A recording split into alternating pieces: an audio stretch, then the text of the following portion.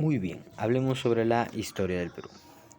Pero antes de adentrarnos ya con los primeros pobladores, que es el primer tema que voy a considerar, hablemos de la comunidad primitiva y de la humanización. Como primer humano, por decirlo así, fue una mujer, Lucy, en la prehistoria fue bautizada así. Ese es el eslabón, el primer eslabón es una cadena prácticamente, pero ese es el primero, no hay antes ni un después a partir de Lucy. Muy bien, el hombre primero empezó de Australopithecus y luego avanzó a ser hombre. Muy bien, entre el hombre se subdividió a Homo habilis, que se encontró en Kenia y parte de Tanzania, al Homo erectus, un hombre más grande, conocedor de los animales, era el Sinanthropus pekinensis, Pekín, y el Pithecanthropus erectus. Luego tenemos al Homo sapiens, que era el Neandertal, se encontró en Alemania, y al Homo sapiens sapiens, el hombre que más nos interesa, el hombre que somos nosotros, hasta ahora evolucionados, la mejor especie que ahora conocemos, que sería el hombre de Cro-Magnon encontrado en Francia. Muy bien, estos ya tenían muy buen uso de lo que es el, la caza, la horticultura, pero en la última glaciación, la glaciación de Wisconsin, según la teoría asiática de Alex Kaldrika, ¿qué nos dice? Nos dice que el hombre atravesó de Asia a América a través de el estrecho de Bering. Muy bien, el estrecho de Bering siempre lo representan como un puente de hielo. Aquí empezamos con la primera corrección. El hombre sapiens sapiens no era tan tonto como para pasar entre un puente de hielo prácticamente interminable, donde las probabilidades de vida, si es que no hay un fin, son muy pocas. Y los animales también. Los animales cruzaron primero en busca de recursos y huyendo de algunos cazadores, puesto que por la glaciación la comida empezó a escasear y buscaban tierras tropicales. Entonces llegaron a nuestra parte, a América. Los hombres los siguieron en busca de alimento y así lograron llegar a América. Claro, en ese trance no solo llegaron, sino que algunos animales también fueron para allá. Hablemos ahora bien, ya nos centramos en el hombre primitivo del Perú, el periodo lítico. Pero antes, los primeros peruanos se dividieron en cazadores y recolectores nómadas. Esos son llamados el lítico andino. Los horticultores seminómadas son el arcaico inferior y los primeros sedentarios el arcaico superior. Estos dos últimos forman una economía ya que se llama la economía productora de alimentos. Ya había agricultura y también parte de la horticultura les ayudaba demasiado. El periodo lítico es la etapa preagrícola. Eh, el lítico andino, periodo lítico andino, como ya dije, hasta aquí solo había horticultura y cazadores y recolectores, integrada por hombres cazadores y recolectores nómadas que se subdividían en cazadores indiferenciados del 18.000 a.C. al 7.000 a.C. y cazadores especializados del 8.000 al 7.000, cada vez avanzando más. Hablemos del hombre de Paca y Caza. Su ubicación fue en Ayacucho, su descubridor fue Richard McNeish. Su etapa preagrícola fueron cazadores indiferenciados, siendo uno de los primeros pobladores. La antigüedad fue de 20.000 años. La importancia del primer poblador, su importancia fue el primer poblador y primeros restos líticos del Perú. También algo que cabe mencionar, hay restos de Megaterio, que fue una especie de dinosaurio. Sí, aquí también hubieron dinosaurios. Posiblemente contiene instrumentos líticos más antiguos del Perú, los mismos que fueron logrados mediante la técnica de la percusión. Muy bien, vamos con el siguiente, el hombre de Chivateros. El hombre de Chivateros se ubicó en Lima, su descubridor fue Edward Laning y su etapa agrícola fueron cazadores indiferenciados. Su antigüedad va de los 10.000 a los 6.000 a.C. y la importancia fueron los primeros líticos de la costa. Algo que hay que agregar, se encontró en el valle del río Chillón y fueron descubiertos en 1965. Ellos ya mejoran los utensilios líticos de Paiján, que pasaré a hablarte luego. Se encontró el taller lítico más grande aquí en la costa. Debido al tipo de material lítico se divide en 4 fases: zona roja, Oquendo, Chivateros 1 y Chivateros 2. Muy bien, vamos con el siguiente, el hombre de Toquepala. El hombre de Toquepala, su ubicación estuvo entre Moquegua y parte de Tacna. Algunos más consideran Tacna que Moquegua, pero bueno. Su descubridor fue Miomor Bojovic y la etapa preagrícola fueron cazadores especializados, ya cada vez mejorando este tipo de caza. La antigüedad fue del 7575 a.C. La importancia fue que hubieron ya pintura rupestre, cazadores de guanacos. El hombre de Toquepala, también lo más importante fue su yacimiento de pinturas rupestres, la pinacoteca paleolítica más importante del Perú. En el descubridor, algunos consideran a Emilio González Jorge Muelle, pero lo que yo he encontrado más es que consideran más a Miomor Bojovic. Continuamos. El hombre de Paiján. ¿Recuerdas que te dije que hablemos de Paiján? Sí, pues aquí también. ¿Quién mejoró los utensilios líticos de Paiján? El hombre de Chivateros. Hay cierta diferencia en la cronología de cada hombre. Muy bien, la ubicación fue La Libertad.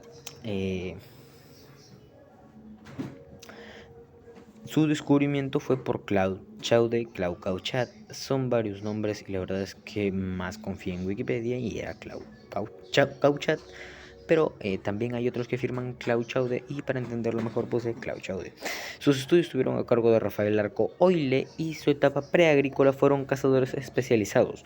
Su antigüedad va del 8000 al 6000 a.C. y la importancia fueron que eran los primeros restos humanos completos más antiguos del Perú. Otra cosa de Paiján fue que en la Pampa de los Fósiles, Pacasmayo La Libertad, Rafael Larco Oile descubrió en 1948 un complejo lítico donde se destacan las puntas de proyectil delgadas con pedúnculos. Y en 1975 Claude Cauchat descubrió una zona de dos entierros de suma importancia, un adolescente y una mujer adulta. Ahora hablemos del hombre de Lauricocha. Su ubicación fue en Huánuco. Su descubridor fue Augusto Cardich Luarte en el año 1958. La etapa preagrícola fueron cazadores especializados y su antigüedad fue de 7500 años antes de Cristo. La importancia fue que los restos humanos fueron uno de los restos humanos más antiguos de la sierra. Se hallaron 11 esqueletos humanos junto con huesos de camélidos y cérvidos. Estos cérvidos eran tarucas, es lo que más se asemeja a tarucas. Es la evidencia de prácticas funerarias más antiguas hasta hoy conocidas en América. Claro, ya luego en Paracas podemos ver algo mejor estas técnicas funerarias. Luego tenemos en la cueva de Chaclaragra en Lauricocha se puede observar las pinturas rupestres dejadas por ellos. Claro, es una imitación de las pinturas en la Cueva del Diablo de Toquepala. Ahora hablemos del hombre de Escomarca. El hombre de Escomarca, su ubicación fue en Lima, su descubridor fue Bernardino Ojeda y su etapa preagrícola fueron cazadores especializados. La antigüedad fue de 7000 años y la importancia de restos líticos y prendas textiles martilladas en una especie de corte. El hombre de Pampa Canario, su ubicación fue en Lima también. Los que están ubicados en Lima fueron hombres o asentamientos humanos muy pequeños que algunos no los consideran, pero igual yo los estoy considerando en este documental. Su descubridor fue Edward Lanning. Su etapa preagrícola, cazadores especializados. Su antigüedad fue del 6000 al 3000 a.C. La importancia fueron restos líticos, morteros y batanes que prácticamente serían utilizados como martillos ya mejorados para el hombre anterior, el hombre de Escomarca. Ahora hablemos del periodo arcaico inferior. El arcaico inferior está conformado por horticultores seminómadas que va del 7000 al 4500 a.C. Estos hombres ya se asentaban en algunos lugares y dependiendo del tiempo iban movilizándose o resistían o quizás agotaban esos recursos e iban a otros sitios. Tenemos al hombre de guitarrero de Río Santa, son distintos. Su ubicación fue en Ancash y su descubridor fue Thomas Lynch. La etapa horticultores seminómadas y la antigüedad fue del 7000 a.C. al 6000 a.C. La importancia fue el primer agricultor del Perú o el horticultor más antiguo del Perú, claro. Luego tenemos al hombre de Paracas de Santo Domingo, pero momento, hay que dejar esto en claro. No es el Paracas que tú conoces de la cultura, me refiero al hombre. ¿En qué se diferencian? Es una diferencia la cual yo oye y la más visible es en la antigüedad. Este hombre va del 7000 y el otro va de los 2000. Ahora hablemos del hombre de Santo Domingo de Paracas. Fue descubierta por Federico Engel, su ubicación fue en Ica. Y también Federico Engel no es como algunos a Friedrich Engel, un economista, lo confunde en su versión al español, le dicen Federico Engel y pues hay que estar viendo muy bien esos temas. La etapa fueron horticultores seminómadas, su antigüedad viene del 1870 a.C. La importancia fue el primer agricultor de la costa, músico del Perú y pescador de red. Músico del Perú, luego adoptado por Caral con las flautas. Estos restos humanos eran envueltos en cestos junto a restos de payares, frijoles y calabazas domesticadas. Asimismo, se encontró restos de la antigua red de pescar y la flauta de hueso. Ya les nombré la flauta de hueso Caral y la red de pescar para algunas culturas costeras. Ahora hablemos del hombre de Pucusana. También fue encontrado en Lima. Su descubridor fue Federico Engel. Su etapa fueron horticultores seminómadas. La antigüedad fue del 5377 a.C. y la importancia fueron pescadores de redes, ya mejorando cada vez más. El hombre de Chilca, al sur de Lima, hay que nombrarlo, fueron encontrados por Federico Engel. Etapa horticultores seminómadas, su antigüedad va del 3750 a.C. La importancia de primeros muebles de hueso de ballena y primeros domesticadores de perros. No el perro que tú conoces, no el perro que ves por la calle, ningún pastor alemán, no, el perro peruano, ese peladito. Algo más que agregar sobre Chilcas, que los restos de aldeas eran chozas cónicas de horticultores y marisqueros conformadas por 100 familias aproximadamente. Te dije que eran muy cortas. Y los aldeanos de Chilca desarrollaron complejos rituales. Desconocidos para el hombre actual, pues sí. El hombre de cabeza larga.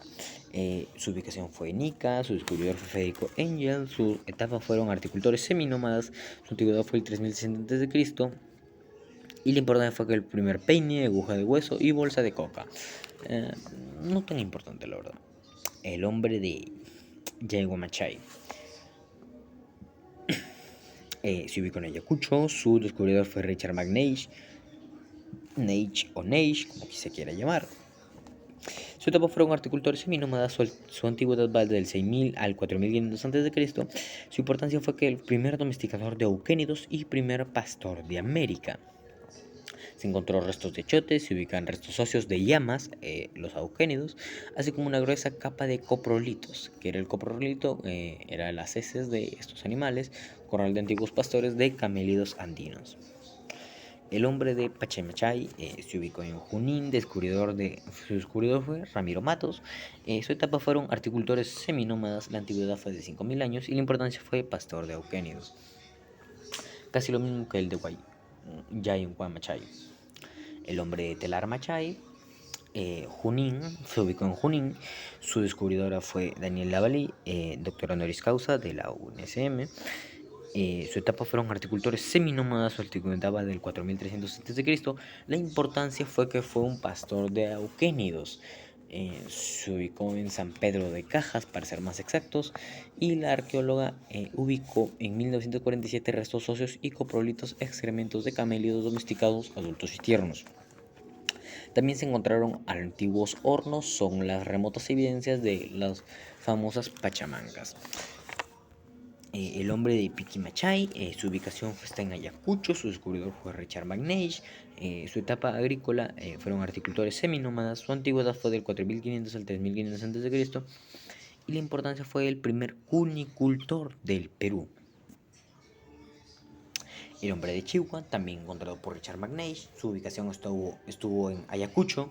Su etapa fueron horticultores seminómadas. Su antigüedad va del 3500 al 2500 a.C. y la importancia es que fueron cultivadores de achiote, frijol, lúcuma, ají, quinoa, calabaza y mate. Con mate me refiero a la coca. Claro, la coca no es mala, la planta, la cocaína es mala. Que la coca es una planta medicinal normal, pero la cocaína ya es un derivado. hay que tener hay que saber ciertos términos que pueden cambiar mucha forma de pensar. Ahora hablemos ya de las culturas preincas. Esas culturas del Perú antiguo, la cultura peruana del Perú antiguo alcanzó un elevado complejo nivel de desarrollo organizacional, expresada entre otras cosas en sus principales manifestaciones culturales como la organización política, social y económica. Todas estas culturas formaron una cultura mayor, la cultura inca, pero primero hay que explicarte cada una de estas. La civilización caral fue una de las más antiguas, va de los 5000 a.C., de 5000 años de antigüedad, perdón, y su descubridora fue Ruchade. El periodo fue contemporánea a civilizaciones como China, Egipto, la India y la Gran Mesopotamia. Estas fueron grandes imperios, grandes ciudades o ciudadelas que pues se comparan luego con el imperio inca, pero eso te voy a hablar más adelante. La ubicación se encuentra en el margen izquierda del río Supe, en la costa norcentral del Perú, cerca al poblado actual de Caral. También aquí entra a tallar Max Ule, pero yo decidí considerar a Ruchadi, puesto que más adelante encontraremos a Federico Max Ule más veces. El conjunto ceremonial consta de 6 pirámides, la mayor de las cuales con 18 metros de alto. Además, se descubrió un gran anfiteatro donde se realizaban grandes ceremonias religiosas públicas en el altar del fuego sagrado. Posiblemente este era de acceso restringido y las evidencias arqueológicas indican que Caral fue la sede de un estado pristino. Llegamos. La cultura chavín. Eh, Antes de empezar con Chavín, quiero nombrar algunos hombres o culturas conocidas como el hombre de Boca Prieta, Cotosh y Bandurria. El hombre de Boca Prieta estuvo a 5 kilómetros de la desembocadura del río Chicama en Ascope, La Libertad. Su descubridor fue Junius Bill Boughton. Los tejidos de algodón, aquí hay restos de tejidos de algodón y mate pirograbado. El hombre de Kotosh, en Huánuco, descubierto por Julio César Tello y Seiichi Izumi. El templo de las manos cruzadas, por ejemplo, los nichitos y las ofrendas. Se considera que podría ser el primer monumento religioso de América, es un dato muy bonito de Kotosh. Bandurria se ubicó en Huacho, estudios actuales fueron de Alejandro Chubarrera y está formado por una pirámide de piedra y barro distribuida en parte del norte del complejo, mientras al sur presenta restos de viviendas y entierros. Dejando esto en claro, vamos con Chavín. Muy bien, Chavín pertenece al Horizonte Temprano, entre el 1500 al 200 a.C. 1500 varía. Periodo Horizonte Temprano o Formativo. La ubicación fue el Callejón de los Conchucos, a orillas del río Mosna, en la provincia de Huari, departamento de Ancash, a 3137 metros en la región Quechua. Tuvo su centro en la cuenca del Alto Marañón, al lado de la Cordillera Blanca, entre los ríos Mosna y Huachesca, en la provincia de Huari-Ancash. Su influencia alcanzó hasta Tumbes y Cajamarca al norte, e Ica y Ayacucho al sur, y la cuenca del Guayaga al este. Su estudio lo realizó el arqueólogo peruano Julio César Tello en 1919, quien la denominó cultura matriz de la civilización andina. Cultura Paracas, también descubierta por Julio César Tello. Cronología de la Paracas se dividió en dos: Paracas Cavernas y Paracas Necrópolis. Paracas Cavernas va del 7000 al 400, que algunos también consideran el 500 a.C. Paracas Necrópolis del 400 y o 500 al 100 o del 500 al 400 a.C. Varía, pues sí. La ubicación, periodo Horizonte Temprano, la ubicación fue el yacimiento Cerro Colorado en la península de Paracas, situada a 18 kilómetros al sur del puerto de Pisco. Algo resaltante de la cultura fueran la medicina, la realización de trepanaciones craneanos y modificación de cadáveres. El cirujano era el Circat y el brujo era el Ichuri.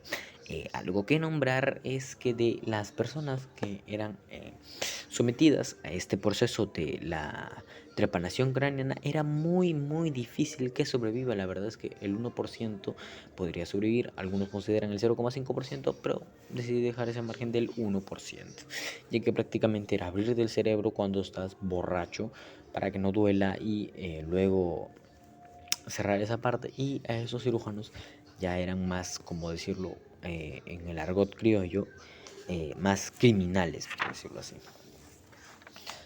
Vamos con lo siguiente, que es la cultura Vicus. La cronología fue del 100 al 400 después de Cristo. Su horizonte es temprano, su periodo, perdón, y la ubicación fue provincias de Morropón y Ayabaca, Huancabamba, en el Alto Piura. Su denominación se debe al cerro Vicus. Fue descubierta por Federico Maxwell en el año 1902. Sigamos, si no hay nada más que agregar. La cultura mochica, y veámosla. La cronología va del 100 después de Cristo al 700 después de Cristo, y su periodo es el intermedio temprano. La ubicación de la cultura mochica es en la costa norte. Se extendió por los valles de los departamentos de Lambayeque, La Libertad y Ancash. Su descubridor fue Federico Max Uhle, también en el 900, bueno, no en el 1902 específicamente, pero la imagen se presta. La cultura mochica destacó mucho en su cerámica y su orfebrería. En su cerámica podemos tener a las vasijas globular de base plana y gollete de estribo delgado. Sus colores eran bicromas, blanco con crema, rojo con ocre, y la ornamentación era antrópofo, eran guacorretratos, zoomorfo, eran mayormente venados, y fitomorfo, el maní. Tenemos a la orfebrería hallada en la tumba del señor Simón, a los tumis, a las orejeras, a las pecheras y todo eso. Ahora la cultura nazca, las famosas líneas de Nazca. La cronología va del 100 después de Cristo al 700 después de Cristo, en el periodo intermedio temprano. La ubicación de la cultura nazca se desarrolló en el área comprendida por los valles de Chincha, Pisco, Ica, Río Grande, en Nazca, Acarí y el Valle del Ingeniero. Algo que agregar sobre esta cultura es ya sus líneas de Nazca, aparte que estas fueron rayadas por una organización conocida como Greenpeace, pues estos pagaron ya sus pecados, por decirlo de ese modo. La cultura tiahuanaco fue descubierta por Pedro Ciza de León. La cronología va del 200 después de Cristo al 1000 después de Cristo. Su periodo fue intermedio temprano. La ubicación está en la meseta del Collao, a 21 kilómetros al sureste del lago Titicaca, en el actual territorio de Bolivia, a los 4000 metros sobre el nivel del mar. ¿Consideran a Tiahuanaco? No tanto, no lo consideran tan peruana, pero fue uno de los primeros pobladores. La cultura Lima, la cronología va del 1800 después de Cristo, el periodo intermedio temprano. La ubicación se desarrolló en el área comprendida entre los valles Chancay, Chillón, Rímac y Lurín. Su descubridor fue Federico Maxwell. Ahora hablemos de la cultura Wari, o Wari con H o Wari con W. Fue descubierta por Guillermo Lumbreras. El origen fue la fusión de los elementos culturales de Huarpa, Tiahuanaco, Nazca, Pachacamac y otras culturas locales. Su periodo es el horizonte medio. La ubicación de Huari, su capital, estuvo situado a 25 kilómetros al noroeste de Ayacucho, cerca de las Pampas de Quinoa. Sus estudios fueron realizados en 1969, como ya nombré, por Guillermo Lumbreras. En su máximo apogeo llegó hasta Cajamarca y Lambayeque por el sur, Arequipa y Cusco. La cerámica Guari, la tinaja al estilo Conchopata y la cerámica antropomorfa. Muy bien, pasemos. La cultura Sicán fue descubierta por Rafael Arco Oile. Su origen, hay dos orígenes. El mítico se le atribuye a Nailam, y el histórico fue la influencia de los elementos culturales de Huari, Mochica, Pachacamac y tradiciones culturales.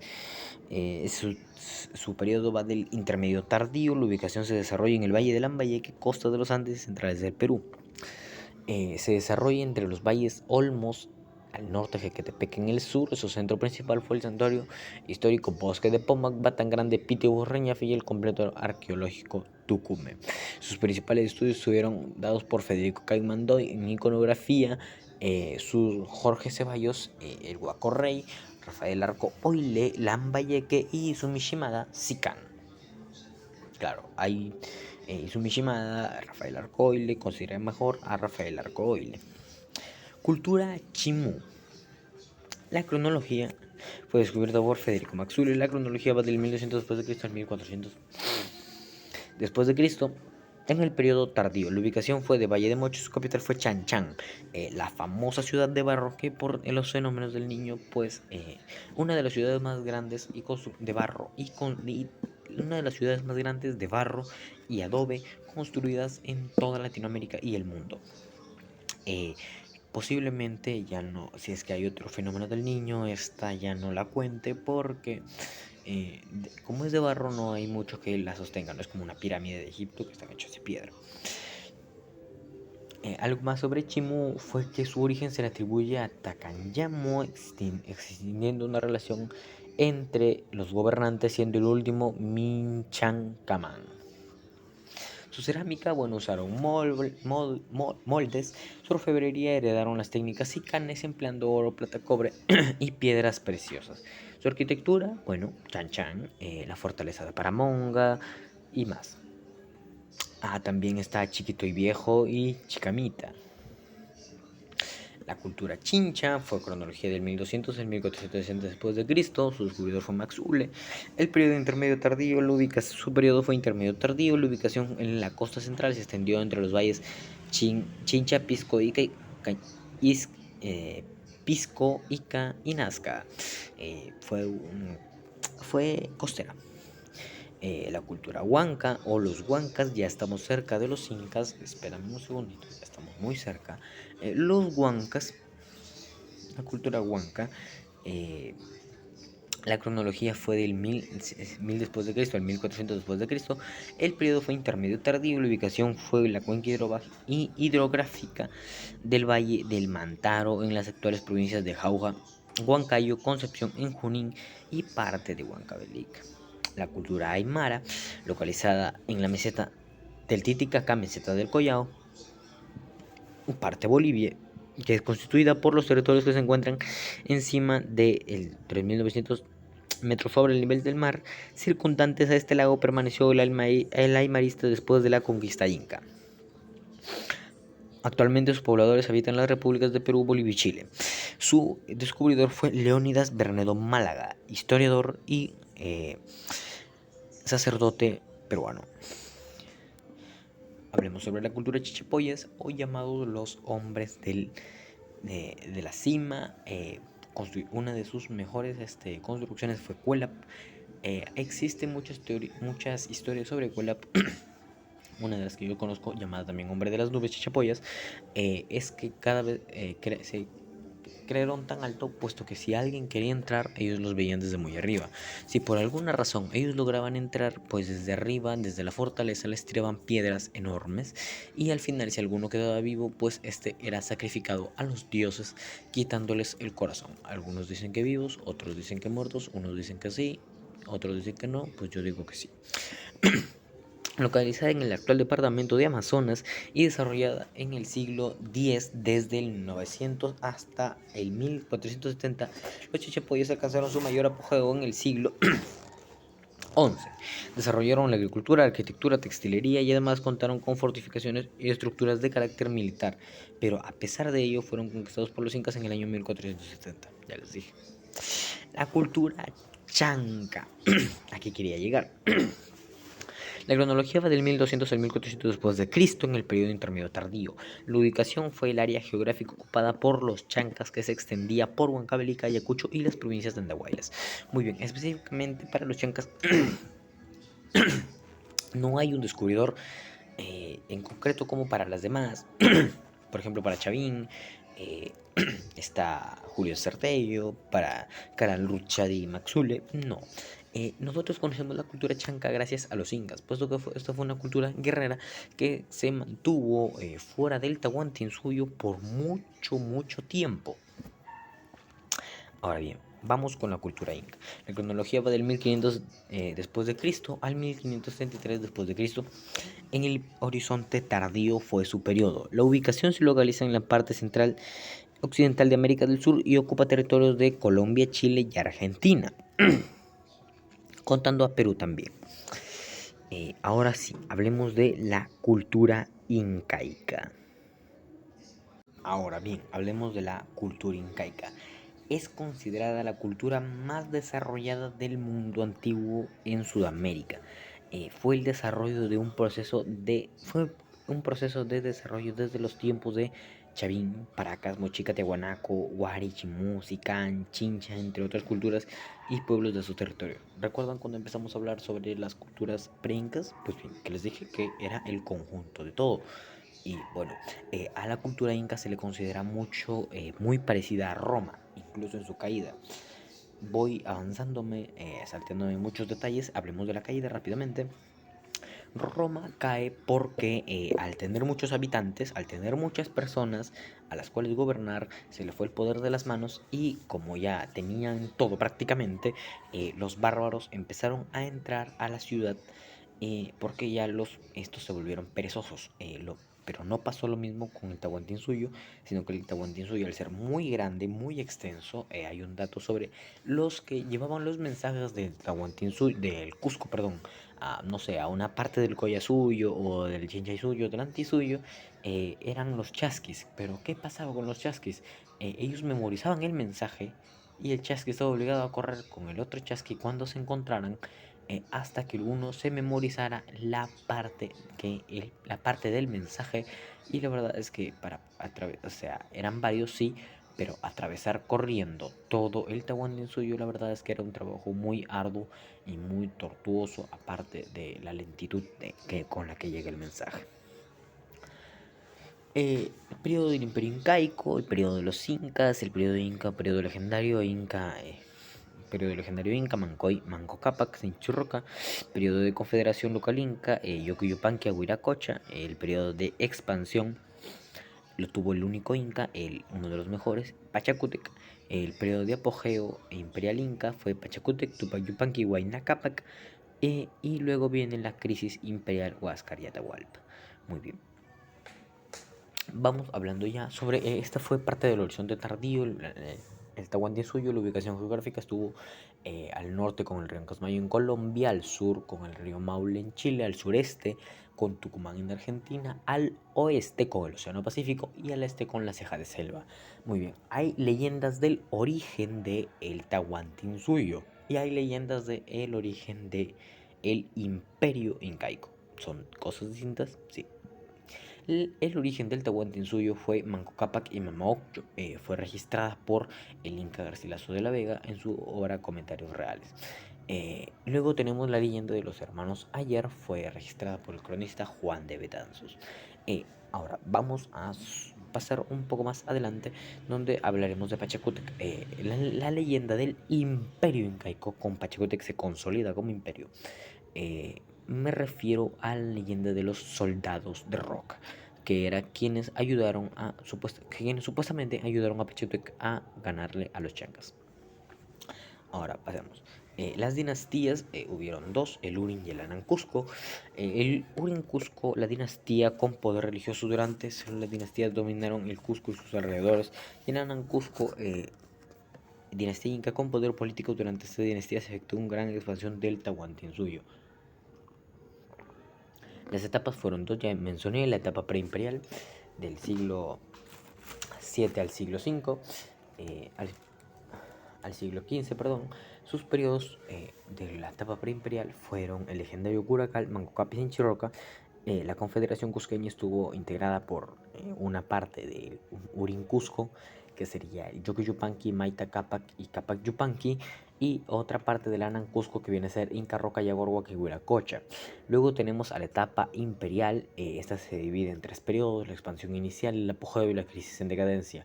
La expansión inicial fue Pachacútec, Inca Yupanqui, Pachacútec o Inca Yupanqui e Inca Yupanqui, son 14. El apogeo fueron Tupac Yupanqui y Huayna Cápac. La expansión fue lograda por Pachacútec y el disfrute de esta expansión fue lograda el apogeo por Tupac Yupanqui y Huayna Cápac. La crisis en decadencia fue por Huáscar y Atahualpa, hijos de Huayna Cápac, aunque ya pasaré a explicar eso. Ahí tenemos a los incas y muy bien. Muchos piensan que hasta Atahualpa ahí se cortó la dinastía. Pues no, aún se nombraron incas, pero estaba mejor la imagen de Machu Picchu, pues no encontré una imagen definida, un rostro para cada uno. Bueno, hagamos aquí un pequeño paréntesis. Bueno, ya ni modo. Antes de hablar ya de historia y de la caída, hablemos de la organización. La organización económica era basada en la agricultura, las formas de trabajo del Ainu, la Mita y la Minca, y la Chunga también. Sus principios eran la reciprocidad y la redistribución. Todo era para el rey y el rey, perdón, para el Inca, y el Inca repartía para cada uno de todo, para cada uno lo que le corresponde. La organización social, el Inca fue una sociedad clasista, patriarcalista, guerrera, agrícola y disciplinada. La organización política fue expansionista e imperial, buscó conquistar nuevos territorios por el trato del Pacífico, por el trato pacífico y violento, mayormente era violento. Y la organización administrativa del Inca fue estado por quipus o también los colcas, los tambos y los piruas. La pirámide social era que el Zapa Inca, luego la Coya, los príncipes, el sumo sacerdote, la nobleza cusqueña, la nobleza se acababa hasta la nobleza provincial. El pueblo eran los oturrunas, mitimaes y yanaconas. Sigamos. La organización, la educación inca. Antes quiero hablar sobre la organización política, es decir, aquí, justamente aquí.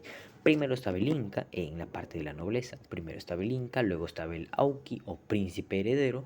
Los ojos y oídos del Inca era el Tucurricoc. Este tenía un contacto directo con el Inca, pero aunque está mucho más abajo. El Tahuantinsuyo, Camachic o Apucunas. El Tahuantinsuyo, Camachic o Apucunas, que era el Consejo Imperial. Luego está el Apunchic o Tocricoc, era el gobernador de provincias. El Tucurricoc, que mencioné que era en los ojos y oídos del Inca, el supervisor. Y luego, en una parte más abajo en el pueblo, tenemos al jefe de Ayllu, que eran el Curaca y el Sinchi. El Curaca era en paz y el Sinchi era en guerra. El jefe del Ayllu nombrado por el Camachico o Asamblea Popular Democrática. Ahora pasemos a hablar de su educación. Fue clasista, elitista y discriminatoria. Fue esencialmente clasista. Solo la nobleza tuvo acceso a ella. Era una educación para la clase de poder, sepa cómo gobernar el cambio del pueblo, y recibía una educación manual y práctica que era transmitido por sus padres según el sexo. El yachaiguasi era para varones y el ayahuasi era para damas. Por eso, según el sexo. Los centros de formación del imperio del Inca fueron el Yachaywasi y el Ayahuasi. La educación de la nobleza varonil se impartió en el Yachaywasi. La ceremonia de graduación en la educación de la nobleza, el Inca era el Guarachico o Guarachiro en diciembre, y el Ayahuasi, centro de enseñanza para las mujeres escogidas del pueblo, las Akyas. También existía lo conocido como moral inca. Era la piedra angular del éxito de la cultura inca. Muy bien, existen tres que nosotros conocemos: Amazúa, no seas ladrón; Amayuya, no seas mentiroso; Amaqueya, no seas ocioso, las cuales estas tres siempre fueron nombradas en los debates electorales pasados, los últimos debates. Pero también hay dos: el Amamagya, no seas afeminado; y el Amazipex, no seas asesino. Ahora hablamos del Yachaywasi, que era la casa del saber, pero para los varones. Fue centro de enseñanza exclusivamente para los jóvenes hijos de la realeza y la nobleza, es decir, los futuros integrantes de la clase dirigente. A los maestros se les denominaba amautas. Allí se enseñaba historia, lengua, religión y el manejo de equipos. El Yachaywasi era, la máxima entidad educadora de la nobleza masculina, quedando plebeyos excluidos de su esmerada formación. El Ayahuasi era la casa de las escogidas, era donde se impartía educación a las mujeres jóvenes escogidas por el Estado. Los Ayahuasi eran los centros de formación femenina. En él se encontraban las hijas de los nobles y de los atunrunas. Los Agyaguasi eran talleres textiles a cargo de mujeres jóvenes cuyo trabajo se aprovechaba del Estado, el cual las recompensaba facilitándoles alimentos, bebidas, vestimientos, joyas, aposentos con habitaciones muy confortables. Muy bien, ahora hablemos sobre la religión, sus creencias y todo eso.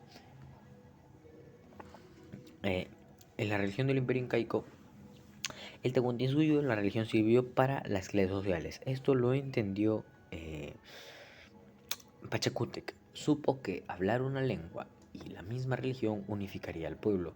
Aunque sobre la lengua un dato que tengo es que los incas o la nobleza hablaban una lengua distinta. ¿Está confirmado esto? No, pero hay rumores. Solo lo dejo ahí en el aire. El Tahuantinsuyo, la religión sirvió para las clases sociales dominantes para explotar a millones de atunrunas. La divinidad suprema era el Apucón Tiki, el Huiracocha, el ordenador y creador del mundo. Es el civilizador, era el que ponía orden en el cosmos sobre el desorden y el caos. El Zapa Inca y la nobleza ponían el orden. La cosmovisión inca. Los incas tenían una manera propia de ver el mundo, una forma propia de dar respuestas a interrogantes que el hombre andino se plantea. Como la concepción incaica fue producto de un largo proceso evolutivo del pensamiento del hombre andino que se realizó desde los comienzos del periodo formativo. Los dioses. Los incas tuvieron principales y secundarios, entre ellos destacan al Inti, al Sol, a Huiracocha, el señor que lo crea todo, la Quilla, la Luna, el Cuyur, el Ilapa, el Pachacamac, Pachacamá, Mamacocha, el Cuichi, entre otras divinidades como la Huaca, Conopas, Apachetas, los ídolos con formas de escultura e incluso los animales. Ahora hablemos sobre los incas, ya su caída. Sobre sus gobernantes fueron 14 y ahí están. Pero los únicos que nos importan fueron Huayna Cápac, Huáscar y Atahualpa, los tres últimos. ¿Qué pasó? En Huayna Cápac tenía un hijo, Ninancoyuchi, quien iba a ser el sucesor al trono. Él era el legítimo sucesor, pero Huayna Cápac tenía dos collas. Estaba permitida una, pero él tenía dos. Una en Quito, Ecuador, y otra en el Cusco. Muy bien, ¿qué pasó? ¿Cómo se origina la guerra civil inca? Lo que pasa es que Huayna Cápac es el primero en enterarse, es uno de los primeros incas en enterarse sobre la existencia de los españoles. Sus plebeyos, sus exploradores llegan y le dicen: mi señor, hemos encontrado barbudos. Los peruanos no tenemos mucha barba, pero mientras que los españoles sí. Si has visto alguna vez una imagen de Francisco Pizarro, me vas a entender. Entonces, él pide que vayan a investigar qué pasó con estos hombres. Muy bien, Atahualpa era hombre, era su hijo, sí, pero era de otra mujer. Y Huáscar no. No, perdón, Atahualpa era un hijo legítimo, mientras de la Coya, que se creía que era la Coya en Quito, pero Huáscar no era la Coya oficial. Bueno, habían dos collas oficiales, pero esto no era permitido. Entonces, Huayna Cápac, cuando ya recibe a sus plebeyos, los recibe enfermos de viruela. Este va y le cuenta a Ninancoyuchi y también por ahí se infecta Ninancoyuchi y muere. Muy bien. Hablemos del conflicto bélico entre Huáscar y Atahualpa. Muy bien. Hubieron diferentes generales que apoyaron a Huáscar, como Quisquis, Rumiñahui, y Atok, que apoyó a Huáscar. Muy bien. Esta guerra civil, pues bueno, la terminó, hubo una primera parte, la terminó ganando Huáscar, donde él se proclama vencedor. Pero, ¿qué es la gota que derrama el vaso? Vamos a dejarle un punto ahí y vamos a hablar un poquito más antes.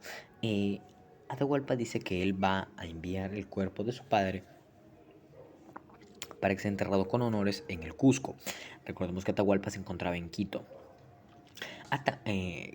Huayna Cápac le dice a sus hijos y a su colla, que vendría a ser de Huáscar, la madre de Huáscar, le dice que él va a viajar a Quito para ver unos temas comerciales, pero él iba a ver a su otro hijo. Ahí le dice a Atahualpa: tú quédate gobernando aquí, en lo que va y viene muere. Atahualpa recoge el cuerpo de su padre y lo quiere enviar a Cusco, pero uno de esos generales le dice a Atahualpa: ten mucho cuidado, no vayas tú porque tu hermano te quiere matar. Atahualpa, muy crédulo, no tan crédulo, le dice que no, que como si es mi hermano, cómo me va a matar. Pero Atahualpa como que decide hacerle caso y envía a un grupo. Entonces este grupo es asesinado y Atahualpa sabe que Huáscar lo quiere asesinar. Muy bien. Hay una primera parte en la que Huáscar gana la guerra. Pero ¿qué pasó? Huáscar y Atahualpa gobernaban en una descentralización del poder. Ya no era el Cusco lo máximo que tenía el Tahuantinsuyo, sino que también estaba Quito. Era como decir, Atenas y Esparta no se llevaban tan bien. Una era filosofal y la otra se dedicaba a la fuerza. Y al final hubo la guerra del Peloponeso. Pero bueno, hablemos de lo que es actualmente, lo que me refiero al Perú. ¿Qué pasó? Huáscar venció, pero le pidió a Atahualpa que le rindiera honores. Atahualpa se negó, donde empezó el conflicto bélico, donde ganó Atahualpa, perdón. Con un Tahuantinsuyo parcializado y algunos pueblos intentando liberarse, cayeron más sobre este yugo. Esos apoyan a los primeros españoles, a los primeros colonos. Ellos llegan aquí al Perú y ya es momento de hablar sobre la caída del imperio inca. La conquista del Tahuantinsuyo. La conquista del imperio inca es el proceso histórico de anexión y destrucción del imperio incaico o Tahuantinsuyo al imperio español, ocurrido entre 1532 y 1572.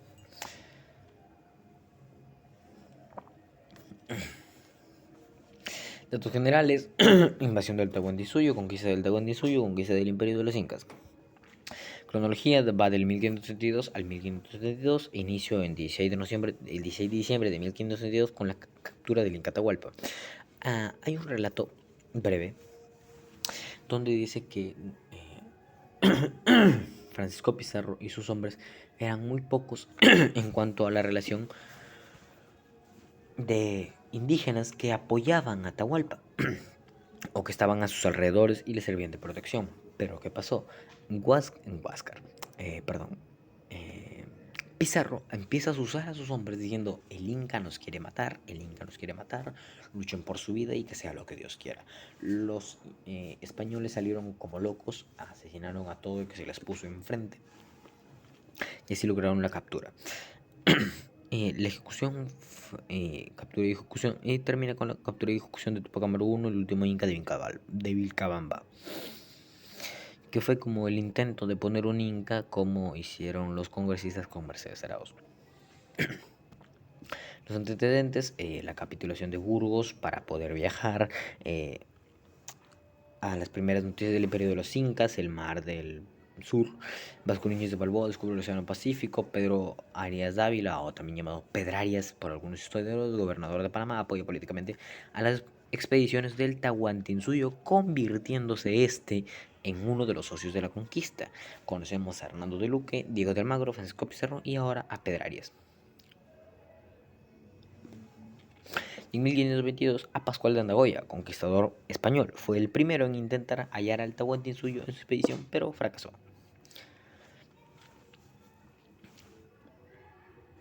Antes de la llegada de los españoles al Perú, primero llegaron a Panamá, llegaron frecuentemente noticias sobre un fabuloso imperio, la codicia de los españoles, que hizo hasta el punto que anhelaban descubrirlo y conquistarlo. Empezaron a llegar algunos pueblos nativos y estos fueron fácilmente repelidos. Se pudo repeler este ataque, o este intento de conquista, pero al llegar con mayor armamento, pues doblegaron a sus pueblos. Se dice también que hubo un sacerdote que tomó una imagen hizo una escultura de barro de una oveja y alargó el cuello, para lo cual los españoles se espantaron, por decirlo así. Le tuvieron miedo pensando que aquí éramos más fuertes, por decirlo así, pero bueno, fue todo lo contrario. nos conquistaron muy fácilmente. Descubierto el Mar del Sur por Vasco Núñez de Balboa en 1513, Pascual de Andagoya trata de llegar al Perú, pero abandona la empresa, así se llamó, la empresa de Levante, por un accidente que imposibilita la caída de un caballo. Otro español con espíritu aventurero fue Francisco Pizarro, quien se desempeña en llevar a cabo la expedición de la conquista, para lo cual convence a su amigo Diego de Almagro y al sacerdote Hernando Luque, con quienes firma el Pacto de Panamá en 1526 y con la autorización del gobernador de Panamá, Pedro Arias Dávila, Pedrarias, el nuevo, como ya mencioné, socio de la conquista, se lanza la conquista de nuevas tierras en el imperio de los incas. Ahí estaban los tres oficiales, por decirlo así. Francisco Becerra se dirigió a la costa hacia el sur por la región de Chomaca y terminó en la punta de Carachine. En ella se detuvo a otear, es decir, mirar hacia un lugar lejano desde un punto alto el océano, comprobando el Golfo de San Miguel en 1514. Gaspar Morales, primo de Pedrarias, salió de la Antigua y se dirigió al Mar del Sur con su ánimo de ganar un botín de perlas en las islas de Petarquí, Panamá. Pascual de Andagoya, militar, explorador, descubridor, que llegó a Virú, que era como se le llamaba, pero con una equivocación nos terminamos llamando Perú, donde tuvo noticias de un reino astral, de un pueblo rico en oro y plata. Llegó al río San Juan de Cartagena en Colombia. Juan Basurto, capitán vasco, quiso preparar una expedición militar para continuar el descubrimiento hacia tierras desconocidas al sur de Panamá, pero la muerte repentina lo sorprendió en el puerto Nombre de Dios. Nota: Alejo García, navegante del origen portugués, sería el primer europeo conocido que pisara el Tahuantinsuyo en 1524-1526, que realizó el viaje fue natural de Alentejo en Portugal. Ahí están los acontecimientos: capitulación de Burgos, la capitulación primero, el descubrimiento, el primer viaje, el contrato, el segundo viaje, tercer viaje de Pizarro, otra capitulación, la de Toledo, fundación de la primera, ciudad española en Perú, San Miguel de Tangarara, los españoles llegan a Cajamarca, la captura del Inca, el juicio de Atahualpa, la muerte de Atahualpa, Francisco Pizarro funda la ciudad española Cusco y Francisco Pizarro funda Lima, o la ciudad de los reyes. Primeras noticias del imperio inca. Vasco Núñez de Balboa penetró a Panamá, país del cacique Careta, que era jefe de indios de Cueva, nacido en Cueva, en Acla, Panamá, haciéndose su aliado y obteniendo a su hija Anayasi por manceba, empleada. Esta mujer le habló sobre el Mar del Sur. Información de un pueblo rico en oro. Balboa consiguió al país de cacique Comagre y a su hijo Panquiaco le informa de un rico pueblo donde abunda el oro que se encontraba en el sur. El descubrimiento del Mar del Sur. Vasco Núñez de Balboa descubrió el Mar del Sur en el 25 de septiembre de 1513. Lo divisó desde el monte Cuarecua. Francisco Pizarro se entera de la existencia de los incas, el segundo indicio del Perú. Lo obtuvo Balboa, se lo dio el cacique Tumaco. En este momento Balboa se encontraba acompañado del lugarteniente Francisco Pizarro, quien se entera de este modo la existencia del imperio de los incas, que traicionando a Balboa logra llegar y conquistar el imperio. La empresa de Levante, descubierto por Mar del Sur, Océano Pacífico, el explorador Vasco Núñez de Balboa, se fundó en Panamá. Punto de partida de expediciones futuras, las fascinantes tierras de Levante, quien era el primer nombre a las tierras continentales del sur del imperio de los incas, solo conocido entonces por habladurías y leyendas ricas en oro, motivo de gran interés de diversos aventureros a conocerlas y conquistarlas. En 1526 se firma el Contrato de Panamá entre Francisco Pizarro González, Diego de Almagro y el padre Hernando de Luque, formando la gran empresa que tuvo tres fases: inicial, exploración e invasión definitiva. Los tres socios de la conquista se comprometen informalmente en el 26 de marzo de 1526 en la ciudad de Panamá a emprender la conquista de las regiones de Levante. Pedro Arias Dávila, Pedrarias, en ese momento gobernador de Panamá, les concede la autorización, pero la condición es que también participe o el provecho que hubiera. Los socios se pusieron de acuerdo y le asignaron diferentes responsabilidades. Francisco Pizarro, el título de capitán de la expedición. Diego de Almagro se encargaría del reclutamiento y personal, logística alimenticia y los pertrechos militares. Hernando de Luque, clérigo, gestionó el apoyo económico y político, fue testaferro de Gaspar de Espinosa. Se convino asimismo en que las utilidades debían ser repartidas equitativamente entre los tres socios. Adicionalmente se incluye como parte Pedrarias y Gaspar Espinosa fue el financista. Ahí tenemos a los 5 socios de la conquista, aunque solo se consideran a los tres principales. Ahí están, forman en el contrato de Panamá. Los viajes de Pizarro. Pizarro se dirigió en 3 viajes para lograr conquistar el Tahuantinsuyo. Esos viajes fueron organizados el 10 de marzo de 1526 cuando se firmó el Pacto de Panamá y se fundó la empresa de Levante. Con socios Diego de Almagro y Hernando de Luque, su primer viaje fue un viaje explorador en el 1524, 2 años después un viaje descubridor y 5 años después un viaje de invasión. Esta es una icónica imagen en los Francisco Pizarro, en la Isla del Gallo y los 13 del Gallo, un óleo de Juan Lepiani en 1902. La capitulación de Toledo fue un acuerdo firmado el 26 de julio de 1529 entre Francisco Pizarro con la reina Isabel, esposa de Carlos I, en la representación de la corona española. La capitulación de Toledo es el poder que se le dio a Francisco Pizarro para ser gobernador de nuevas tierras conquistadas. La noche anterior a la captura de Atahualpa. Aquí hay un breve relato que pasaré a leer. Dice, pues estando toda la noche, como tengo dicho, los españoles en velo, con harto temor por la mucha gente del indio que el indio temía, con Soto los que con él fueron dijeron haber visto y no estar experimentados. Los españoles como estos experimentados, los españoles como estos indios peleaban, ni qué ánimo tenían, porque hasta aquí no llegaban 600.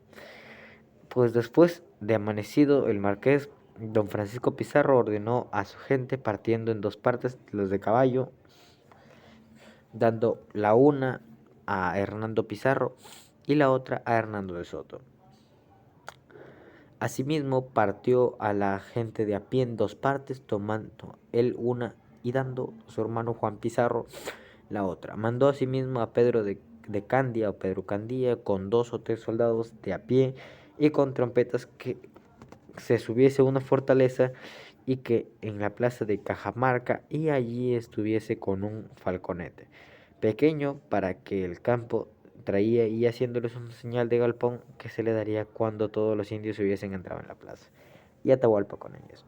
En este estado y estando dentro se haría una señal haciéndose soltarse un tiro y tras tocasen las trompetas y tocadas saldrían a caballo de tropel de un galpón grande donde todos estaban metidos, donde bien cabían muchos más que fueren.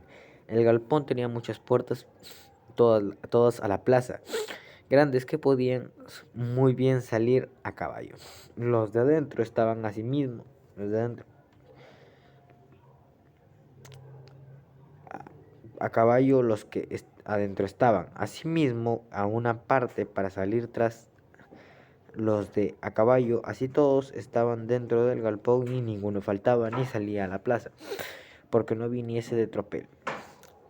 Todos echaron sus caballos, pretales y cascabeles para poner en espanto a los indios, pues estando así los españoles fue la nueva atobaliba de indios que tenía espanto que los españoles estaban todos metidos en un galpón llenos de miedo y que ninguno parecía por la plaza. Y la verdad en el indio le decía, porque yo oí a muchos españoles que sin sentirlo se orinaban de puro miedo. La captura de Atahualpa, también conocida como la batalla de Cajamarca, fue un ataque sorpresa de los conquistadores españoles y sus tropas comandadas por Francisco Pizarro al monarca del Imperio Incaico. La captura del Inca fue realizada el sábado 16 de noviembre de 1532 en la ciudad de Cajamarca y significó el fin del Imperio Inca. La toma de Cusco, Pizarro reconoce al Inca de Toparpa, Tupac Hualpa, primer Inca de la conquista. El Inca de Toparpa murió envenenado en Jauja, probablemente por donde Calcuchimac. Calcuchimac fue quemado en Jaquiguana. Pizarro reconoció a Manco Inca o Manco II, con quien ingresó al Cusco luego de vencer a Quisquis. Calcuchemac y Quisquis fueron uno de los generales que pasaron en la guerra civil inca. B. La posición del Cusco. La capitulación de Toledo otorgó a Pizarro la gobernación de Castilla a partir del río Santiago hasta 200 millas al sur de Chincha. A Diego de Almagro la gobernación de Toledo desde Chincha a 200 millas al sur de Chile. El problema radicaba en que no se sabía con precisión a qué gobernación pertenecía el Cusco. Para solucionar este problema el rey envió al fray Tomás de Berlanga, pero no fue recibido por Pizarro. Fueron las ciudades creadas: San Miguel de Tangará, primera ciudad formada por Pizarro; Cusco, fundada por Francisco Pizarro; Jauja, fundada por Francisco Pizarro, fue la primera capital; la ciudad de los Reyes, Lima; Trujillo, fundada por Francisco Pizarro; San Juan de Fronteras, Chachapoyas; León de Caballeros en Huánuco; Alonso de Alvarado, la de Chachapoyas, y esta es de Gómez de Alvarado; Huamanga, fundado por Francisco Pizarro; y Arequipa, fundada por García Manuel de Carvajal. El virreinato del Perú. Ya luego de todos los abusos cometidos, la corona española envió a el virrey que viene a ser la representación de ellos aquí en el Perú. Creación del Virreinato del Perú. Fue una entidad territorial creada el 20 de noviembre de 1542. Nuevas leyes indias de Barcelona por la corona española durante su dominio y posesión de casi toda América del Sur entre los siglos XVI y XIX.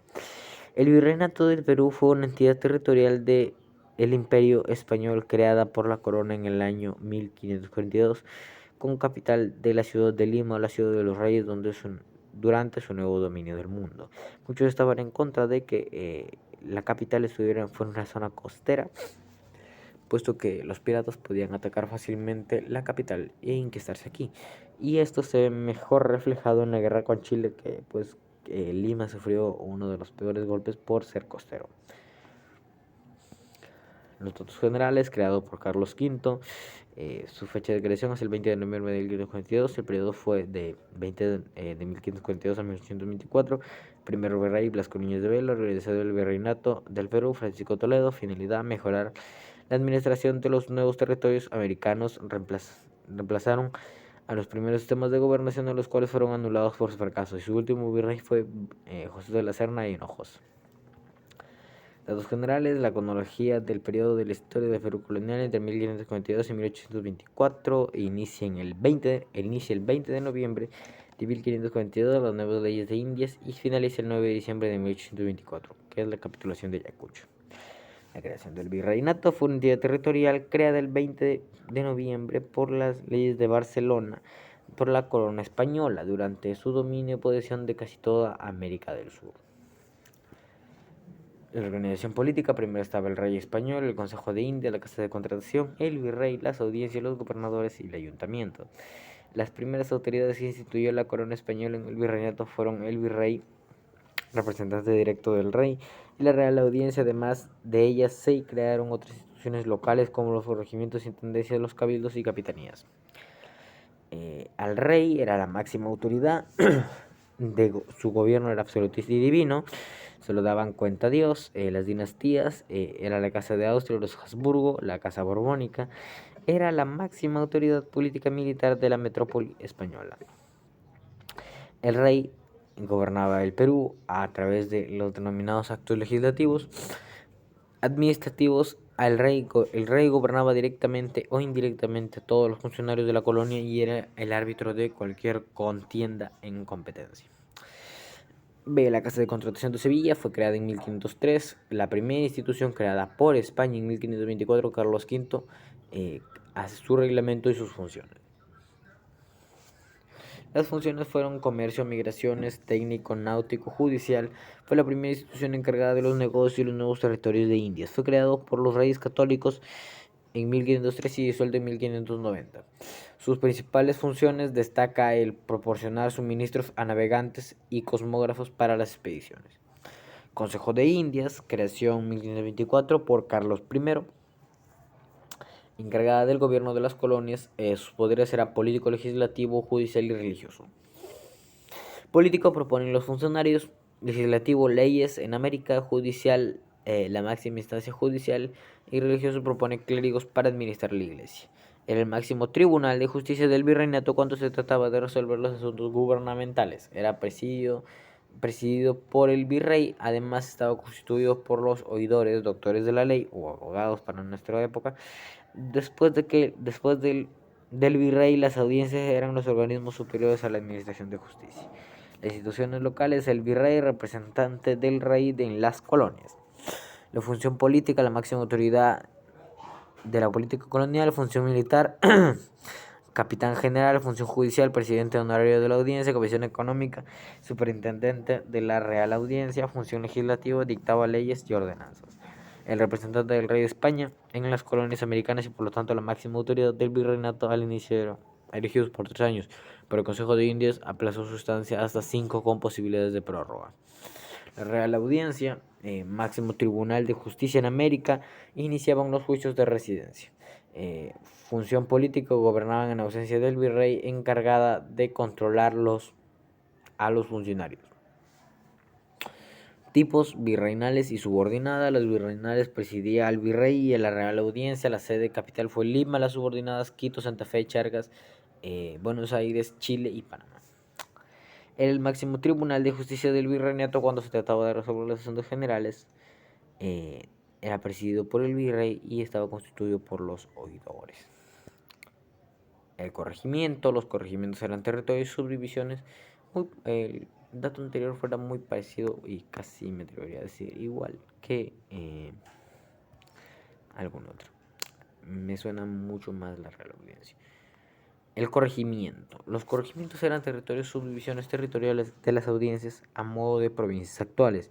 Su máxima autoridad era el gobernador. Cada corregimiento aglutinaba muchas revoluciones o pueblos indios en su interior. Función principal, corregir los abusos cometidos contra los indios, aunque ninguna de esas funciones se cumplieron. Sin embargo, fueron los corregimientos quienes explotaron más a los indios. Su función era proteger a los indios, era corregir los abusos, no cometerlos. Sin embargo, ellos fueron quienes más los explotaron. Tendencias, hoy también llamado reemplazo de los corregimientos, sistemas de subdivisión territorial establecido en 1784 por Carlos III de la dinastía borbónica durante el gobierno del virrey de la Croix. Considerado uno de los grandes subdivisiones territoriales, la audiencia, antecedentes coloniales de los actuales departamentos. Al siglo XVIII, los corregimientos fueron sustituidos por las intendencias siguiendo la modernización efectuada por la dinastía borbónica. Su máxima autoridad era el intendente, el cual poseía amplias facultades, aunque sin llegar al extremo opresivo del corregidor. Fueron grandes subdivisiones territoriales de la audiencia, antecedentes coloniales de los actuales departamentos establecidos por Carlos III y reemplazaron su máxima autoridad era el intendente. Los cabildos eran el equivalente a un municipio, fue encargada del gobierno de las ciudades, integrada por los alcaldes, regidores, alférez, alguacil, ejecutor, el escribano, son también denominados el ayuntamiento o los consejos. Era la institución local que se ocupaba o encargaba de los gobiernos de las ciudades. Su máxima autoridad fue el alcalde. En nuestros días, las municipalidades han reemplazado esos cabildos. Las capitanías generales, creados como parte del gobierno del reordenamiento borbónico, la máxima autoridad era el capitán general, ubicadas en las regiones expuestas al ataque de fuerzas externas, con lugares de población indígena rebelde. En América del Sur, la Capitanía General de Venezuela y la Capitanía General de Chile. Los virreyes, el virrey, el representante del Perú en las colonias, cumplía las funciones políticas, militares, judiciales, económicas, legislativas, las casas dinásticas, dinastía Habsburgo, Casa de Austria, dinastía Borbón, Casa de Francia. Para el 1544 al 1824 es el tiempo de todos los virreyes. En realidad fueron 40 y gobernaron alrededor de 400 años. De 200 años, perdón. Y esos son los virreyes. La necesidad de la organización social del virreinato fue eminente, clasista, racista y esclavista, notoriamente certificada en el origen racial y la posición que ocupaban distintos grupos sociales. Jurídicamente, que la sociedad colonial estaba dividida en República de los Españoles y República de los Indios. En la República de los Españoles podríamos tener a los españoles natos, a los criollos, y en los indios era prácticamente visto como esclavos. Las clases sociales en el virreinato son formadas por la nobleza, españoles criollos con títulos de nobleza, la clase media, españoles y criollos mestizos, el bajo pueblo, comerciantes y artesanos, indios y esclavos, hombres negros traídos de África. La educación del virreinato fue de nuevo clasista, elitista. El acceso a la educación era un privilegio de la clase. Fue absolutista, era impuesta por el Estado, dogmática, no podía ser cuestionada, memorística, repetición textual de las lecciones, patriarcalista, la mujer tuvo excluida de recibir educación religiosa, predominan los contextos de la filosofía escolástica rígida, los alumnos eran severamente disciplinados y sistemática, no existió ningún sistema al que no normarse. La economía estuvo basada en las actividades económicas como la minería, que era la principal actividad, ya que aquí podemos considerar uno de las primeras estafas de la historia, una estafa documentada, puesto que al fundirse el oro se daban cuenta que era oro con cobre, no oro puro. En la agricultura y la ganadería, el comercio además se caracterizó por tener un monopolio comercial, ya que las colonias solo podían realizar actividades con España. España le pagaba muy poco por lo que ellos daban, pero solo podíamos solo podíamos venderle a él. La minería fue basada, fue mercantilista y colonial. Si bien el oro fue el mineral más codiciado por los españoles, en el que tuvo los mayores niveles de producción fue la plata. La agricultura se caracterizó por la aparición de grandes haciendas o latifundios, que eran los pilares básicos de la agricultura en el virreinato. La mano de obra en la costa fue proporcionada por los esclavos, en la sierra los yanaconas, y fueron la mano de obra explotada. Los impuestos eran obligatorios y eran obtenidos directamente por la llamada Real Hacienda o la Casa Fiscal del Rey. Estos impuestos afectaban las actividades económicas. Entre los impuestos que cobraban el virreinato destacaba la alcabala, el almojarifazgo, el quinto real, el tributo, la avería, la nata, los diezmos, la gabela y las primicias. El trabajo del virreinato, la mita del virreinato, sistema de trabajo obligatorio, era aplicado sobre los indios varones entre 18 y 50 años. A los indígenas que trabajaban en la mita se les denominó mitayos o indios de cédula. El reclutamiento de los mitayos era realizado por el corregidor a través del cacique. El yanaconaje. ¿Qué es este yanaconaje? Es un sistema de trabajo implantado por el virrey Francisco Toledo, consistente en un trabajo obligatorio que realizaban los indios en las haciendas o latifundios de forma gratuita. Este trabajo era realizado por el indio a perpetuidad a cambio de una parcela con el cual mantener a su familia. Es el símbolo de feudalidad en el campo, en el que se manifiestan dos elementos básicos de dicho sistema de producción, el latifundismo y la servidumbre. La arquitectura al comienzo de la colonización española, la arquitectura en el virreinato continuó patrones vigentes de España y posteriormente presentaciones indígenas y mestizos, a que la arquitectura adquiere elementos nativos tanto en la estructura como en el decorado. Los estilos arquitectónicos predominantes fueron el estilo renacentista, el barroco, el estilo churrigueresco, el estilo rococo y el estilo neoclásico. La religión, pues se implantó la religión católica, tuvo como característica principal la irrupción del catolicismo sobre la religión y la cosmovisión incaica, sea por vía de persuasión o por la imposición. Aquel que se negaba era condenado a la Santa Inquisición. La extirpación de idolatrías, ya no se adoraban a los mismos dioses, sino que a la religión, al dios de la religión católica. Mecanismos ideológicos tenían como objetivo destruir la cosmovisión andina, el sistema de creencias y los valores ancestrales andinos en busca de perpetuar el sistema de opresión instituido en el Perú en beneficio de la corona española. Las órdenes religiosas llegaron al Perú durante el proceso de invasión y colonización de la española en América. Fueron organizaciones pertenecientes a la Iglesia Católica y tuvieron como labor adoctrinar a los indígenas. Además, se fundaron conventos y monasterios en todo el territorio virreinal. Los santos de la colonia, ahí está San Martín de Porres, Santa Rosa de Almeida y Santo Torquemada de Mogrovejo. Fueron personas que demostraron su vida cotidiana un apego a las prácticas virtuosas y la caridad de los más necesitados. Entre los santos destacan los que nombré: Santa Rosita de Lima, San Martín de Porres y Santo Toribio de Mogrovejo. La Santa Inquisición, ¿qué era esto? denominado también Tribunal del Santo Oficio, fue establecido en el Perú en el año 1570 durante el gobierno del virrey Francisco Toledo. Su objetivo era velar por los intereses de la Iglesia Católica, combatiendo las herejías, la brujería, las religiones ajenas a la fe católica, y los indios estaban fuera de su jurisdicción. La mayoría de personas que no se aferraban a la fe católica eran pasadas por aquí y asesinadas por el verdugo. Ahora, muy bien, hablemos del Perú republicano. Ya nos libramos de España de ese tal dolor de cabeza. Sí. Odié a Túpac Amaru II. Sí. Odié a muchos héroes. Sí. Pero bueno, hablemos del Perú republicano. Económica de la república en sus inicios. La verdad es que el Perú era una república naciente y sus inicios eran muy bajos. Libertada por San Martín, y con Chile tuvimos la famosa guerra del Pacífico, a pesar de que ellos nos libertaron. Ellos pudieron habernos aunado a su país fácilmente, sí, pero bueno, decidieron pelear más tarde. La economía a sus inicios de la república ya existía una cuantiosa deuda externa e interna. Empezamos con mucho dinero para ser libertados. Los ingresos del Estado peruano provenían básicamente del cobro de tributos al indígena y la exportación del oro y la lana. El tributo indígena, llamado entonces contribución personal, aportaba el 40% de los ingresos del Estado. El comercio estaba restringido por las guerras.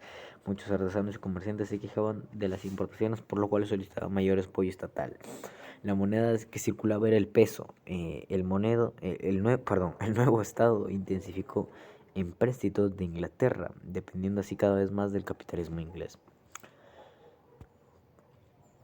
En la ciudad del Perú, su inicio de la República, la estratificación social continuaba muy marcada debido a que la independencia solo fue un formalismo. La independencia del Perú solo constituyó un cambio de fase privilegiada, no la transformó en una situación económica o tradicional mayor, solamente la perjudicó un poco más. Y Plutón, en una de sus memorias como ministro de Hacienda, revela la existencia de mendigos y comerciantes callejeros en las calles de Lima. A pesar de que el Perú apenas llegaba a los 200.000 de habitantes, la pobreza no se combate disminuyendo el número de hijos o habitantes, sino eliminando la injusticia e incrementando la producción. Aún así existía la esclavitud, aún se explotaba al campesino, aún era constante la discriminación racial. La política, los derechos de la ciudadanía estaban recortados, reinante. La injusticia reinaba, las mujeres ilustradas o no quedaban fuera del sistema, pues no se les reconocía la capacidad para decidir sobre asuntos políticos. De los varones, solo los alfabetos, empleados o con oficio, con un sueldo de 300 pesos, podían participar en las elecciones.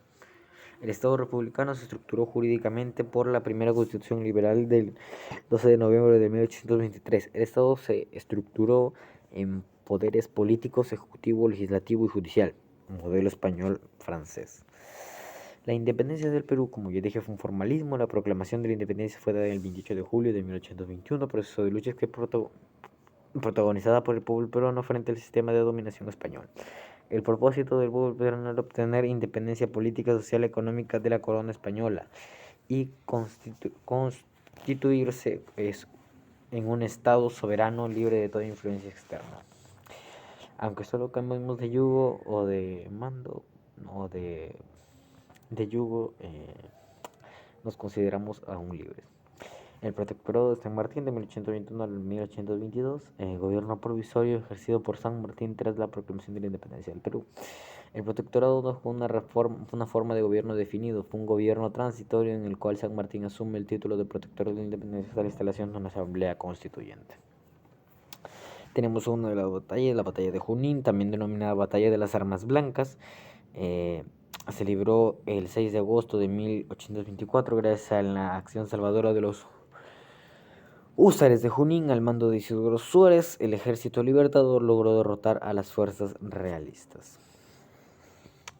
La batalla de Ayacucho, el 9 de diciembre de 1824, un último gran enfrentamiento armado que sostuvieron el ejército realista, España y el ejército patriota, significó el final definitivo del dominio español en América del Sur.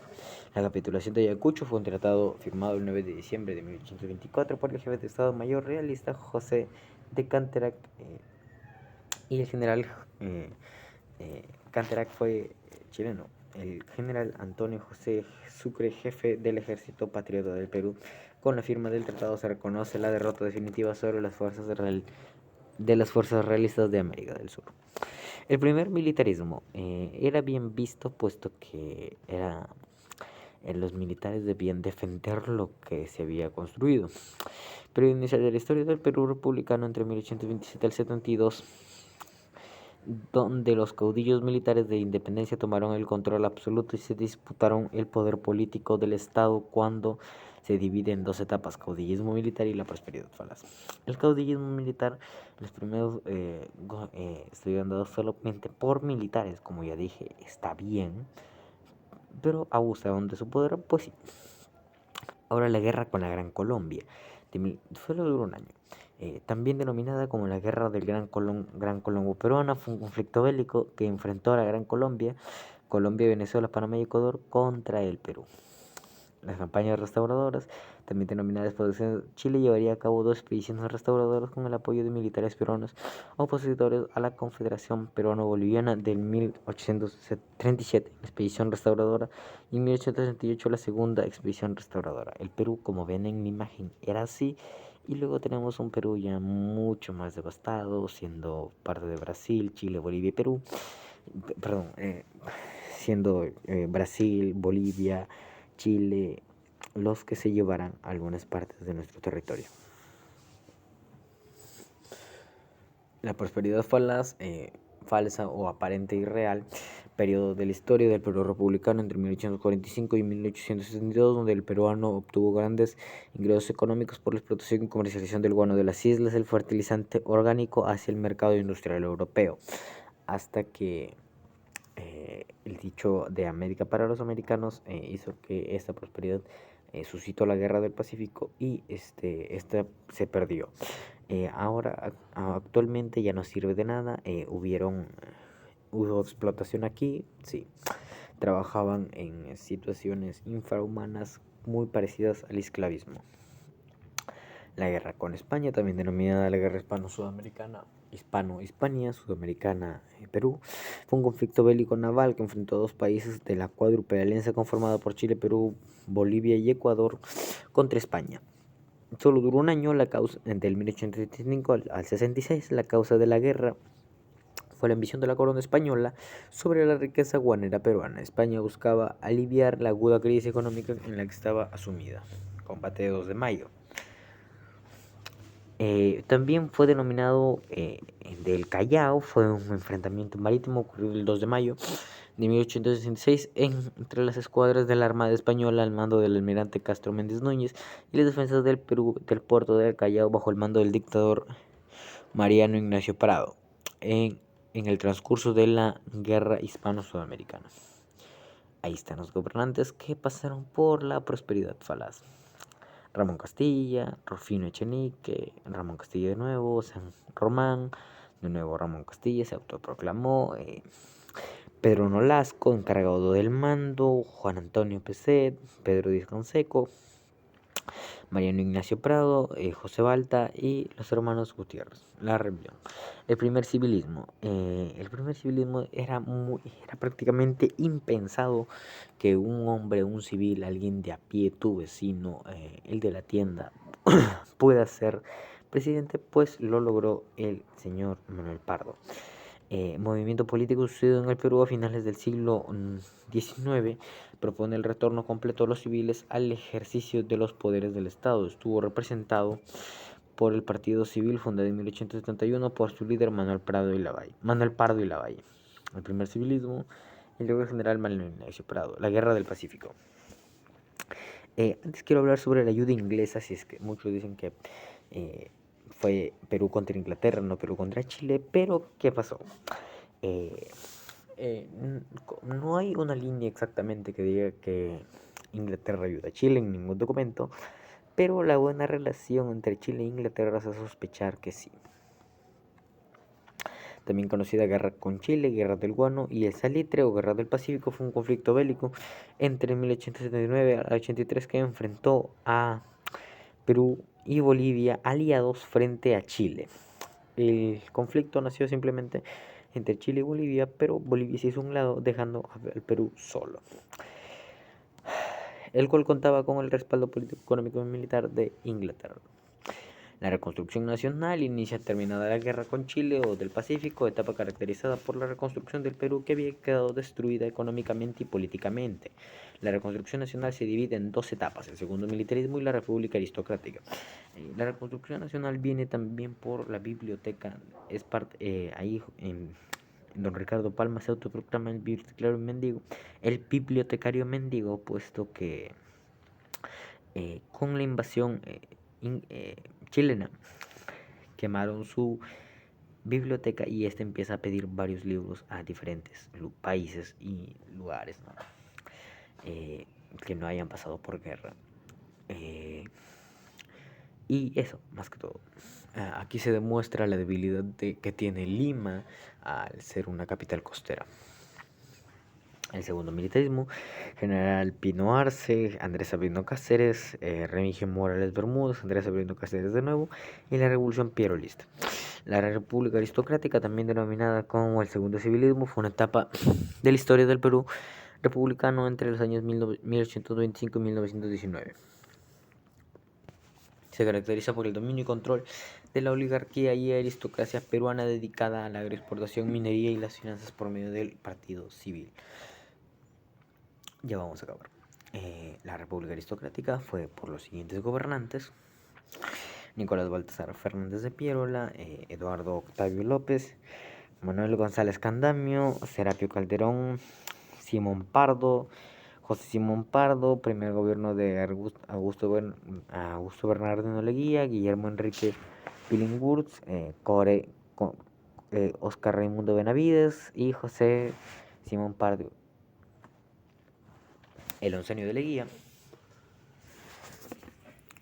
Periodo de la historia peruana precedente al gobierno de Augusto Bernardino Leguía Salcedo entre los años 1919 y 1930. Fue un gobierno de estilo dictatorial popular, desplazó al civilismo y se caracterizó por su entreguismo total al capital extranjero.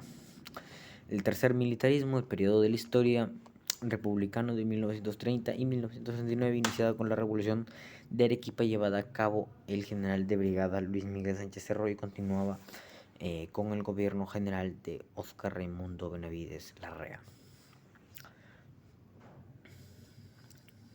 Conflicto con Ecuador. También hubo una guerra contra Ecuador llamada Guerra Peruana Ecuatoriana, la Guerra del 41. Fue un conflicto armado que ocurrió en el año 1941 entre los países de Perú y Ecuador, como consecuencia de una disputa territorial por falta de las fronteras reconocidas y aceptadas por ambos países. La democracia endeble, una democracia de muy dudosa procedencia de Manuel Pardo Garteche y Luis Bustamante Ribeiro, que ellos habían sido gobernantes del Perú, pues se hacía falta una Keiko para poder defender la democracia en este caso. El ochenio de Odría. Manuel Odría presidió la Junta Militar del Gobierno desde el 1 de noviembre de 1948 hasta el 1 de junio de 1950, cediendo el cargo al ministro de Guerra general Zenón Noriega, presidente provisorio o interino, para poder postular a las elecciones presidenciales en 1950, donde es elegido presidente de la República, candidato único. Gobernó constitucionalmente el Perú desde el 28 de julio hasta el 1950 hasta el 1956 del 28 de julio. La Junta Militar toma el poder del Perú por parte de los militares mediante un golpe de Estado producido el 18 de julio de 1962. La Junta Militar tuvo 4 poderes: la tetrarquía: General Ricardo Pérez Godoy, Nicolás Lindley, Teniente General Pedro Vargas Prada y Vicealmirante Juan Torres Matos. El gobierno de Ricardo Pérez Godoy asumió el gobierno luego de un golpe militar el 18 de julio de 1963. Fue presidente de la Junta Militar del Gobierno el 18 de julio de 1962, al 3 de marzo de 1963.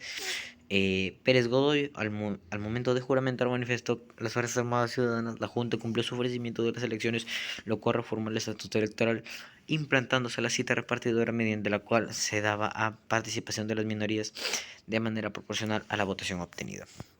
Nicholas Lindley fue bastante singular debido a que no ocupó palacio de gobierno, sino que presidió la junta del ministerio la junta desde el Ministerio de Guerra. Asimismo, le tocó entregar el mando al arquitecto Fernando Belaúnde Terry, quien llevó la banda presidencial en la mano, ya que nunca la utilizó.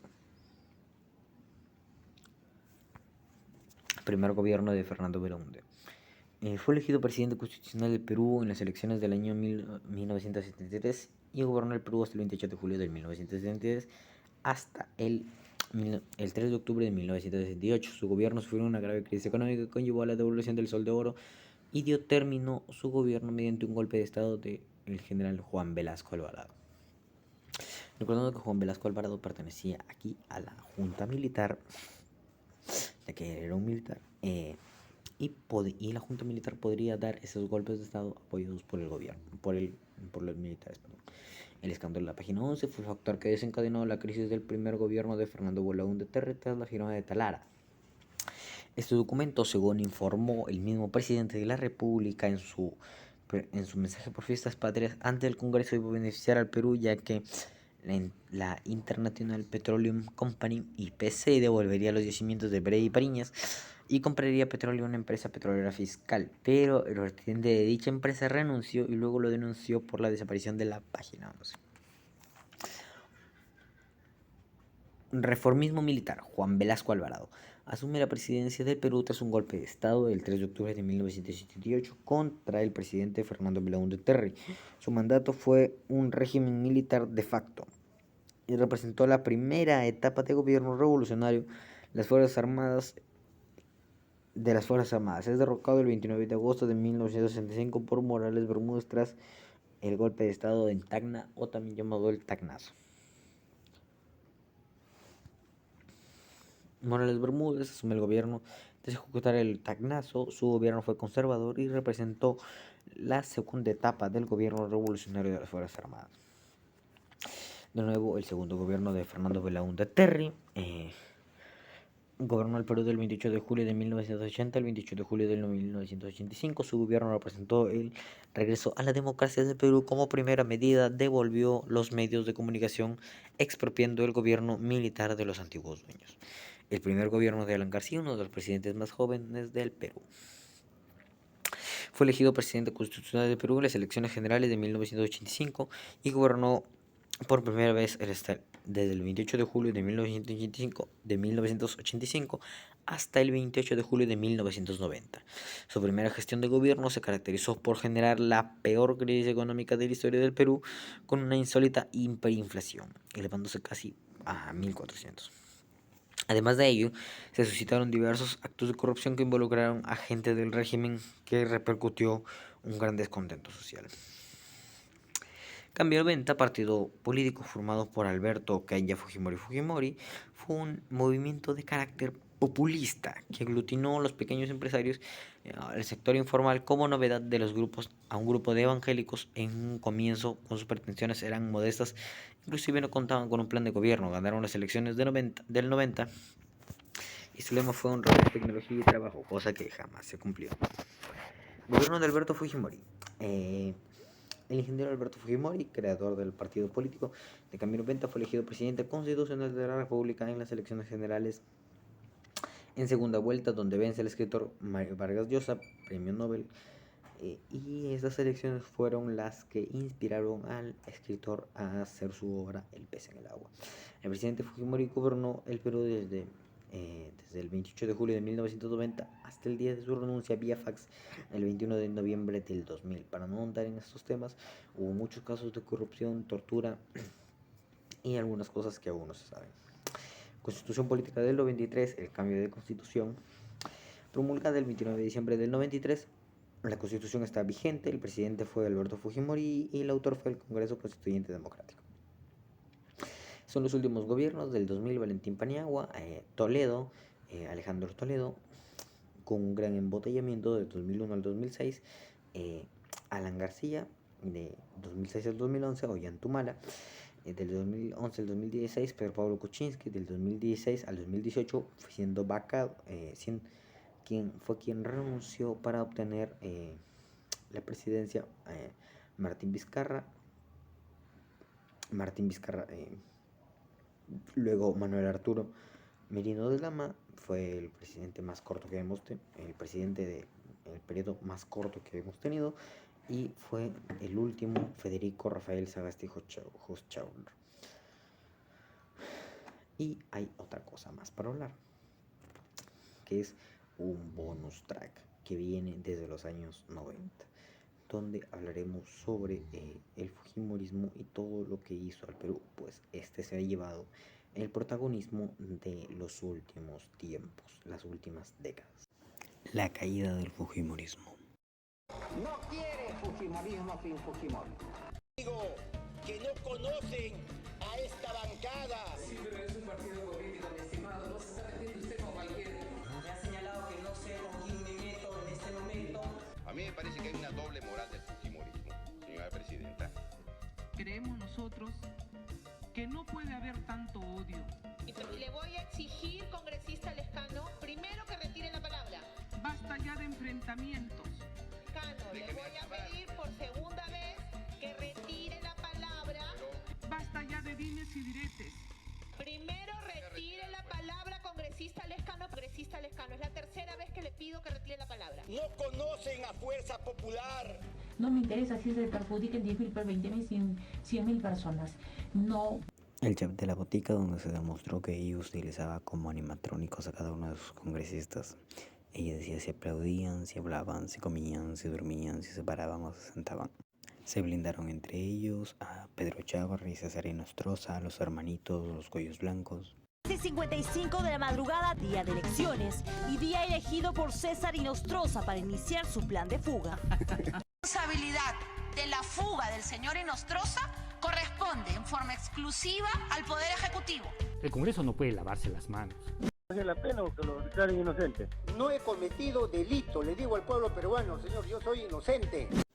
La investigación estuvo a cargo del Congreso, es decir, en sus manos. Siguieron blindándose entre ellos y la denuncia congresal tardó 3 meses en ser aprobada y 7 días más en ser remitida a la Fiscalía. ¿Sospechoso?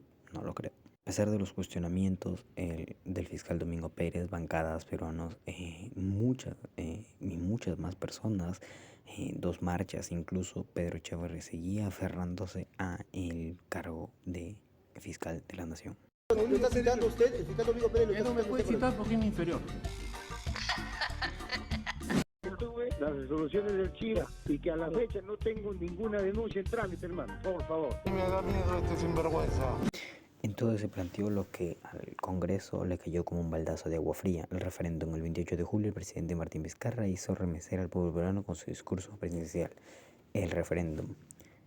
Deseamos consultar a todos los peruanos si los legisladores debieran o no estar exceptuados. Sí, no.